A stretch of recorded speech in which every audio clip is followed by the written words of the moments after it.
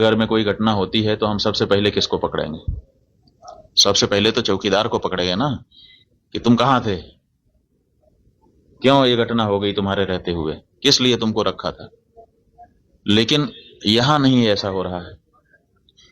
यहां जो है कहते तो हैं कि हम चौकीदार हैं, लेकिन चौकीदारी अगर की गई होती, हाँ चौकीदार अगर अपने काम में पक्का होता है तो उसके ऊपर आक्रमण करके उसको कोई मार दे, लेकिन फिर कहा जाता है कि इस चौकीदार ने अपना निभाया। यहां तो कुछ पता ही नहीं है, कोई लड़ा ही नहीं उनसे, किसी ने उनको रोकने की कोशिश ही कहीं नहीं की।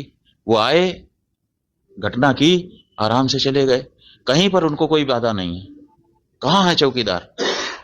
और चौकीदार के बारे में चर्चा ही नहीं हो रही है। अब कह रहे हैं हम उनको सबक सिखा देंगे, हम ये कर देंगे, हम वो कर देंगे। पाकिस्तान की धरती से आए थे। अरे भाई, पाकिस्तान की धरती से आए थे, इतनी जल्दी कैसे पता चल गया आपको? और अगर इतनी जल्दी आपको पता चल जाता है तो घटना के पहले क्यों नहीं पता चल गया? और दूसरी बात यह है कि अगर पाकिस्तान से आए तो पाकिस्तान के खिलाफ अच्छी तगड़ी कार्रवाई करिए। आप कह रहे हैं कि हम सिंधु नदी का जल रोक देंगे। आपके पास जल को रोकने या उसको डाइवर्ट करके अपने ही यहाँ अपने ही देश में रख लेने का कोई उपाय ही नहीं है। हमने विशेषज्ञों से पूछा कि अगर हम सिंधु नदी का जल पाकिस्तान में जाने से रोकना चाहते हैं तो हमारे पास क्या व्यवस्था है। उन्होंने कहा हमारे पास कोई व्यवस्था नहीं है। अगर हम आज से शुरू करें कि ऐसी व्यवस्था हम बना लें तो पैसा कितना लगेगा वो तो अभी पूछिए ही मत।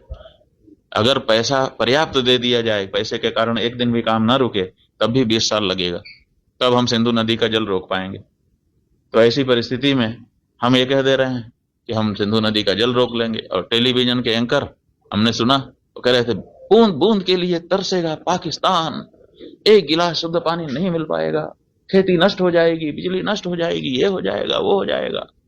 गजब बता रहे थे, ऐसा लग रहा था कि जैसे प्यास तो लग ही गई पाकिस्तान को।